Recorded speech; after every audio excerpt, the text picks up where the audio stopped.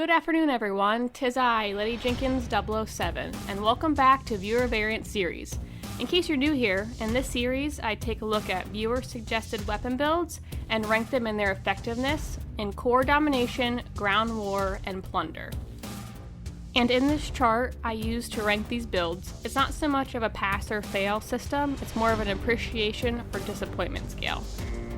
For today's suggested build, we have yet another suggestion from TZAV.GAMING. In this video suggestion, TZAV attempts to repair his former Kyle R class by revamping his M4A1 build and his SP-R 208 build.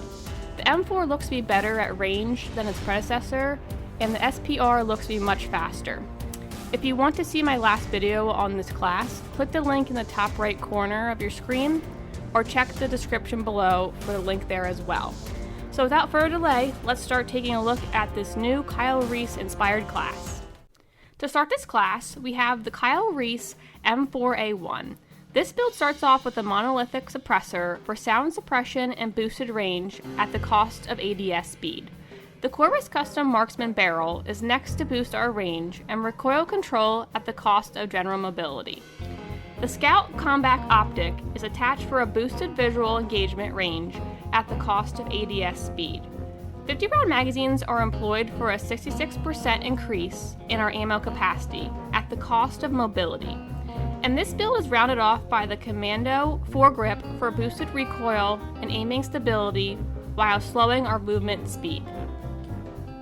The second half of this class is the new SP-R 208. This build starts off with the XRK Dragoon barrel for sound suppression and boosted range.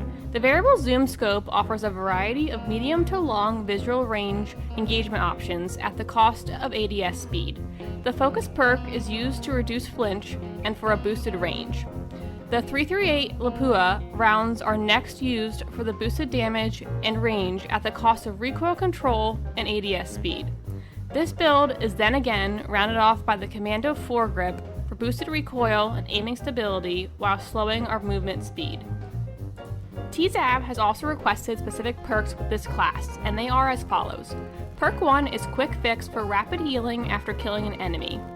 Overkill is the second perk that allows us to wield both M4A1 and the SP-R 208. Shrapnel is perk 3, and allows us to carry 2 pieces of lethal equipment.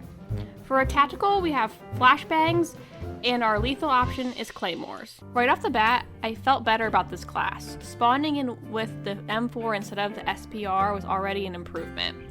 When it comes to using the M4A1 build here, I think this build is generally better than the Thunderclap from the first version of this class.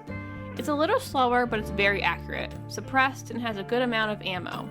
I wasn't sure how to feel about the Scout Optic, but after using this class, I thought I did just fine with the enhanced zoom. The lower recoil of this build definitely helps me be more accurate at these greater levels of zoom.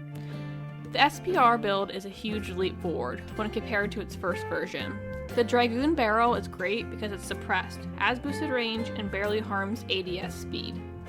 The variable zoom scope is still pretty slow to ADS, but the 338 Lapua rounds really allow you to take full advantage of the enhanced zoom since these bullets don't have nearly as much drop as the base bullets. Combine that with the bugged range boost of the focus perk and you have a build with very high bullet velocity. While this build is certainly much better than the last build, I cannot deny that it's still very slow, so you need to keep that in mind. Quick Fix is just my cup of tea, as it lets you play very aggressively and allows you to essentially take more hits, more frequently, and just keep going. Overkill is just necessary, and Shrapnel works very well with claymores, as you can double them up to take out an EOD user or to cover multiple lanes at once. I don't use them too often when running the M4, but if I'm going to take up a sniper post for a little bit, I do like them covering my back, or just for holding the objective while I move to take another.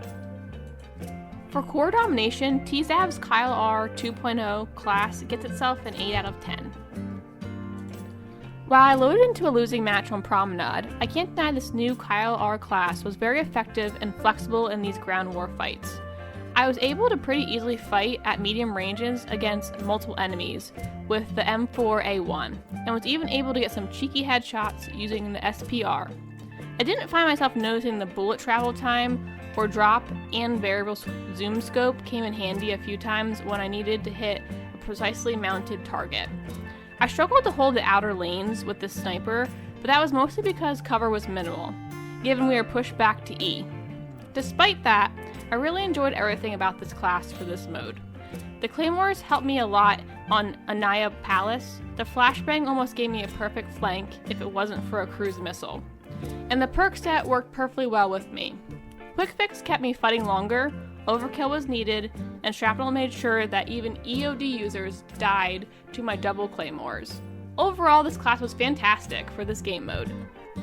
For Ground War, this M4A1 SP-R 208 combo build earns itself a 9 out of 10. Now unfortunately, I wasn't able to get plunder footage for this class, as by the time I got around to testing this build out there, Season 5 Reloaded rolled around, so I was stuck with Rebirth. See the video link below if you want to know my feelings about this change. Regardless, for the time I was able to use this build effectively, there were a few things I noticed.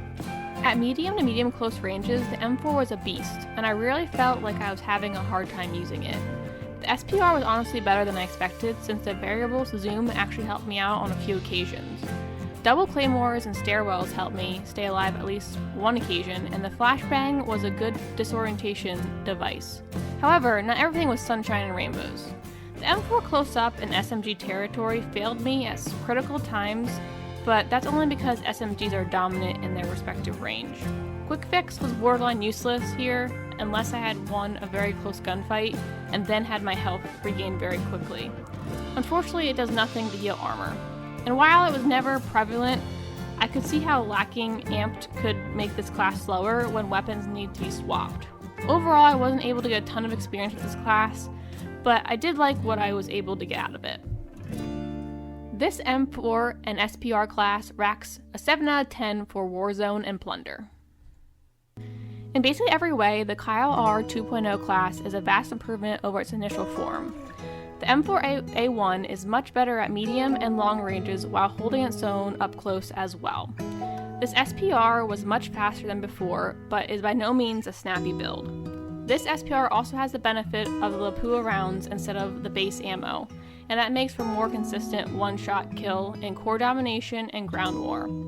The increased ammo capacity in general lends itself very well to Warzone and Plunder. For a final rating, TZAV's Kyle R 2.0 class gets itself an 8 out of 10. Now mind you, this class rating isn't just because it's being compared to its previous iteration. Instead, this class can stand on its own as a solid, reliable choice for someone like me who prefers to run an AR sniper combo in Warzone. Literally every attachment on the M4A1 is a great choice. The suppressor boosts range and keeps this build stealthy.